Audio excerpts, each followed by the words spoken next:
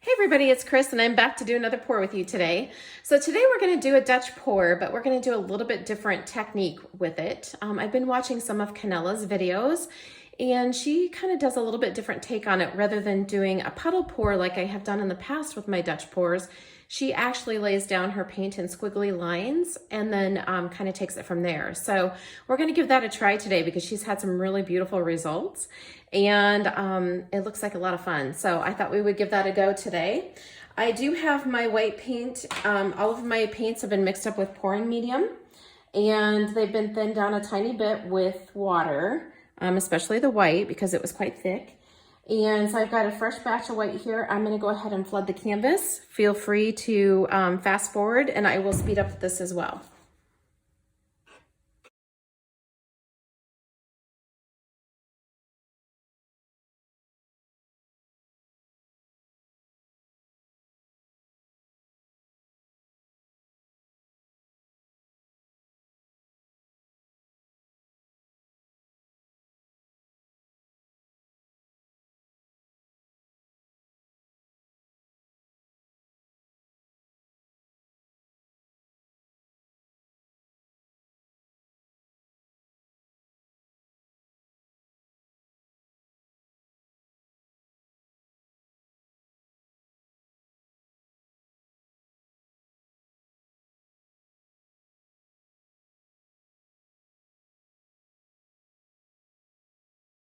All right, so I have the canvas all flooded with paint. Today we're working on a 12 by 24 gallery wrapped canvas.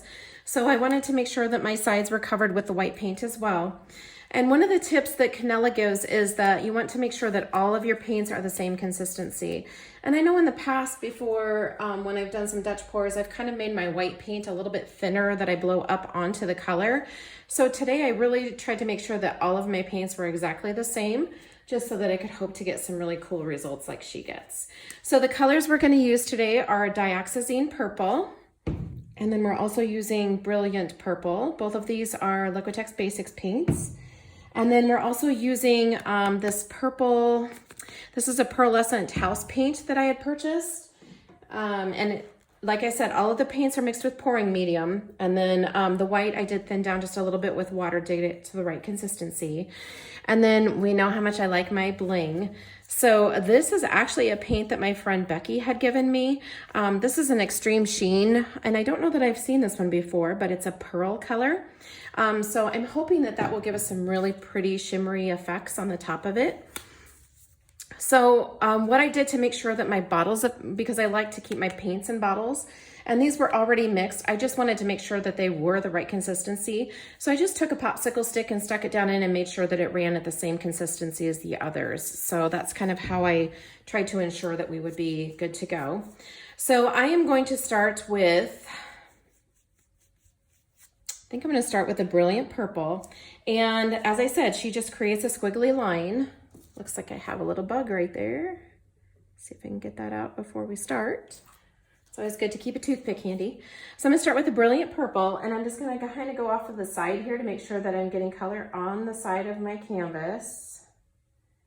And I'm just gonna lay down a line of paint.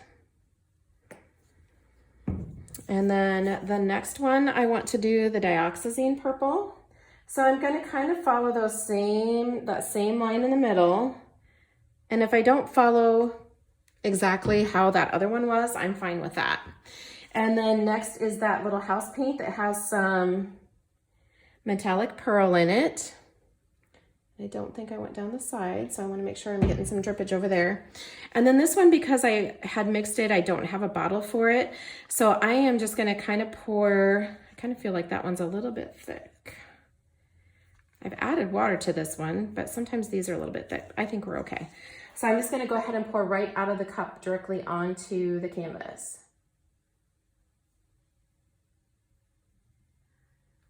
Just like so.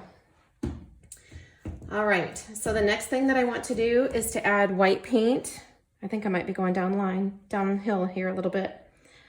Let's see, let's add just a little bit of darker purple over here just to kind of even that out a bit maybe. All right, and then the next thing I want to do is add my white paint.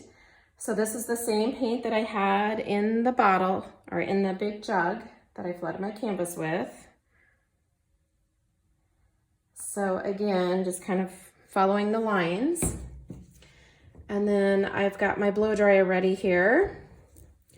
Kind of feel like that dark purple is, hopefully it blows up. We'll see. Hopefully I laid my colors down in the right way. All right, so first I'm going to blow the white paint down onto the color. Sorry for the noise.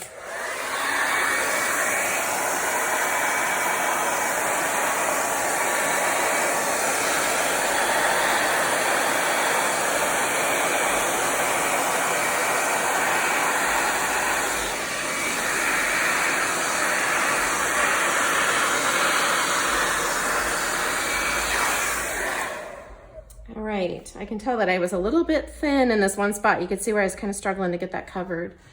So let's put just a little bit more right here and blow that back up on there.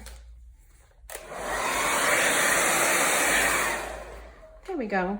So you can, I don't know if you guys can see this. Hopefully you can see there's already some cells coming along. Okay, so what Kanella does is she starts in the middle and she blows out one side and then blows out the other. So that's what we're gonna do next.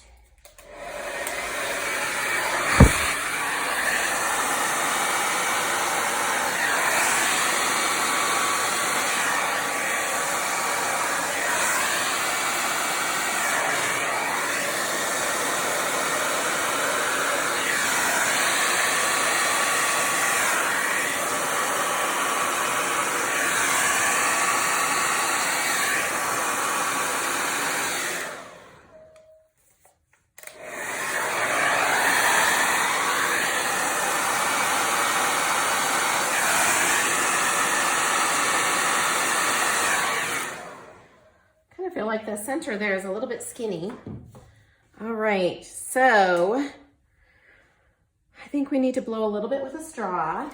And I apologize if you see my hair. It's probably not very cute today, so please forgive my messy hair.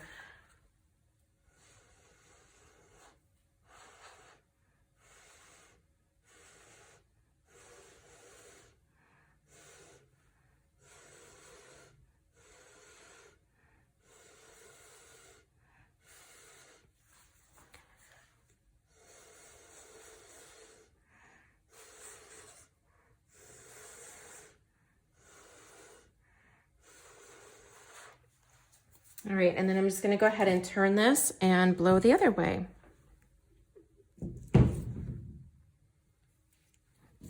Make sure that I've got you in frame so you can see what I'm doing.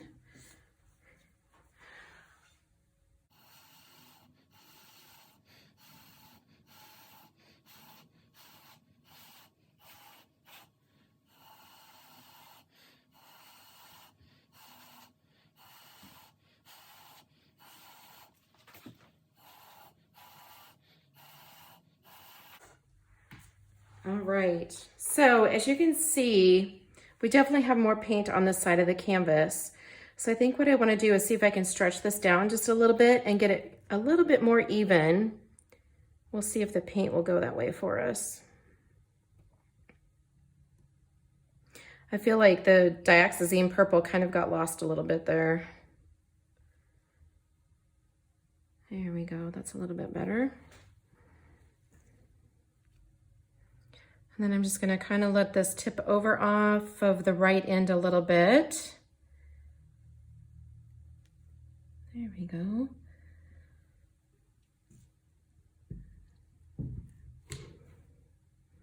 Okay, so that evened it out a little bit. I do feel like we could definitely use a little bit more of the purple, the deeper purple in here.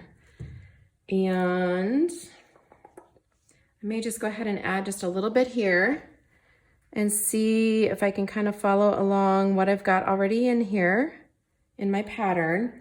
We definitely need a little bit more right here. And then I think right here would be helpful. And then since we're touching this up, if you will, I'm just gonna go ahead and put a little bit of that brilliant purple in here as well. And then I want to add in just a tiny bit of the pearl, because I want to make sure that I get those effects. So it's awesome if your Dutch pour turns out perfect the first time, but sometimes they don't always do that. So I'm going to put a little bit of white here, and I want to blow down into the paint. So I'm gonna walk around, well, I'm just gonna go ahead and turn this because otherwise I'm gonna be in the view and you guys won't be able to see. All right, so I'm gonna blow the paint down into the color.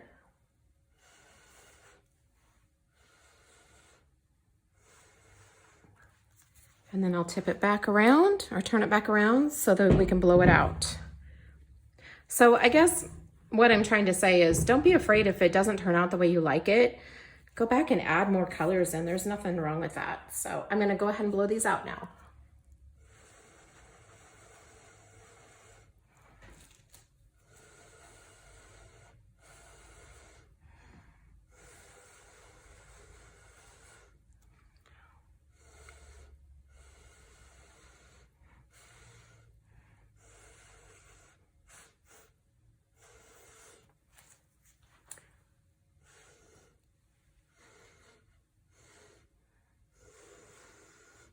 I love the roughly edge effect that creates when you blow on it. Okay, so see how that added a little bit more of that deeper purple in? All right, guys, so I'm gonna go ahead and clean this up a little bit off camera, and then I'll put some close-up pictures of the cells that we did get from the Dutch pour method at the end of the video. And then the thumbnail will be the finished product. So I'm gonna go back and kind of touch up these areas so you'll see how it looks in the thumbnail of the video. Please let me know if you have any questions. Thanks so much for watching today and have a fantastic day. Bye-bye.